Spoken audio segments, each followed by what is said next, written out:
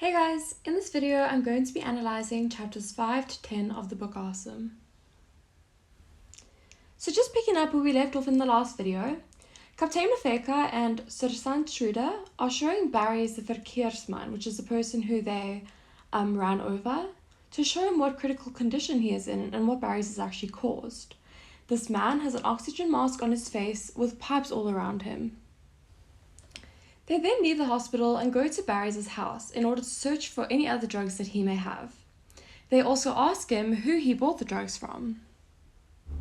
Barry's lies when they ask him this because he's scared of Butcher. Butcher is known as a very dangerous drug dealer and he is known for hurting people when they sell him out.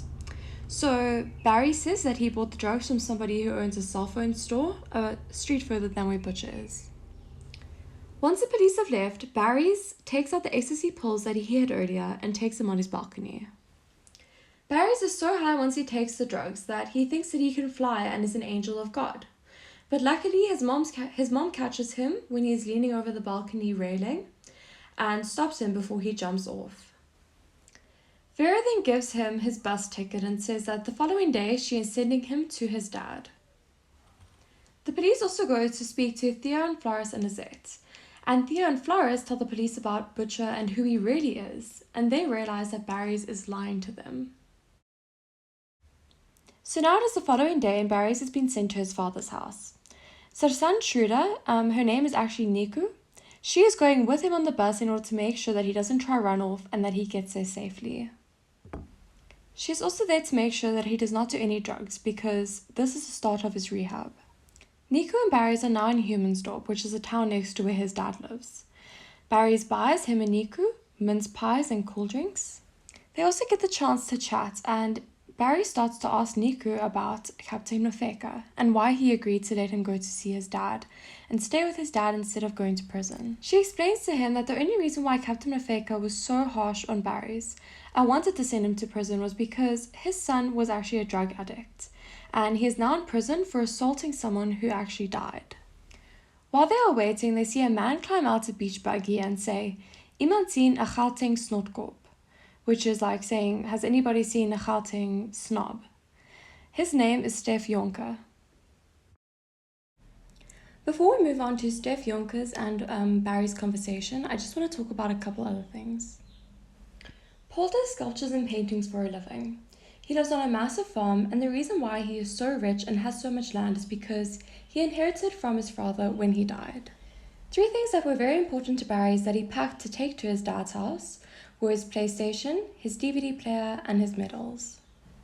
And lastly, while Niku and Barry were on the bus together, they had a conversation and got to know one another more. Barry told her about Lizette, about his cricket, and about his love for his Gibson guitar and making songs. He said that he will write a beautiful song for a special lady someday. And Nico told him a little bit about her life. She has 4 children, her parents live in Ramburg, she's 42 years old, Nicoline is her full name, her boyfriend is a broker, and she will get married to him in 1 year. Steph warns him to not cause any nonsense, and Nico gives him a card in order to give to Barry's dad. Nico also gives Barry's 2 cards. The first one has her cell phone number on it, and she said that he must call her if he ever needs any help. The second one has an emergency number on in case his dad hurts him.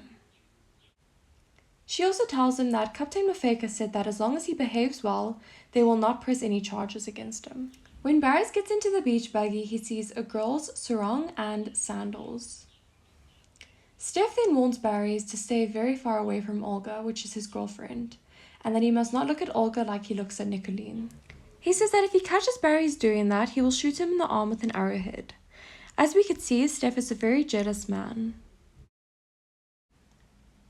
Once Steph and Barry are in the beach buggy, Barry asks him to call Niku because he left his iPod and his earphones on the bus.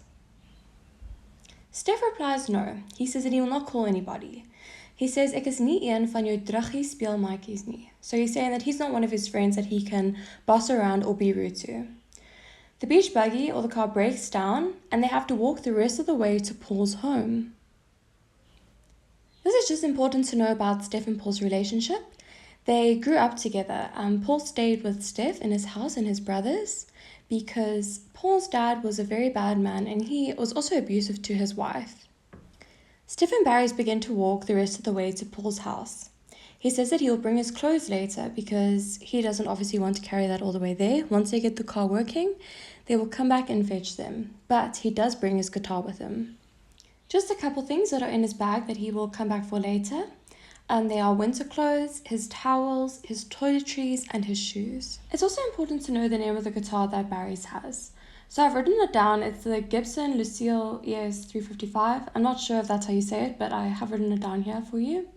And him and his mom paid 3,700 Rand for it, which is obviously a lot considering they are not rich. When they arrive at Paul's house, Barry's is amazed. He needs to know a couple characteristics about the house. It has no doors, it looks over the sea, it is a stone house, and it has a grass roof, so like thatch. And it's on a massive piece of land. All the furniture is made out of wood. It's very spacious inside and cool. There's all of Paul's paintings and sculptures on the walls and around the house, and it has like an outside toilet.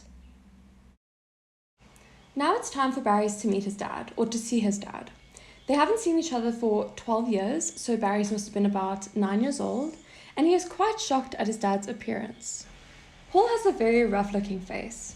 He has lots of wrinkles, he looks old, he has lots of tattoos, dark blonde hair, and brown eyes. Barry's wants to call Niku, but Paul's phone is dead, and his house is so off the grid that they actually just use a generator in order to power it and to get electricity. But at the moment, their generator is not working, and it won't be for 2 days, so he will not be able to call Niku. Earlier on, I said that Barry's had massive stomach cramps. So these were from the mince pies that they bought from Tant Mili. That's the name of the person or the store that they bought these pies from. Barry's went to the outside toilet, and when he was there, he collapsed. But his dad, Paul, found him and brought him to his bed. Paul also sat a glass of game next to his bed so that he can drink it, as it has a lot of electrolytes. This will help him feel better because Paul suspects that he has food poisoning. Paul is really trying to play the role of a good and caring father and make up for the time that he was absent in Barry's life. When Barry's wakes up, Paul made him chicken soup for breakfast. Barry's asks Paul about all the paintings around his house, and Paul explains that he did them all by himself. Barry's also asks specifically about one painting of Olga. She is naked and she is just wearing a sarong.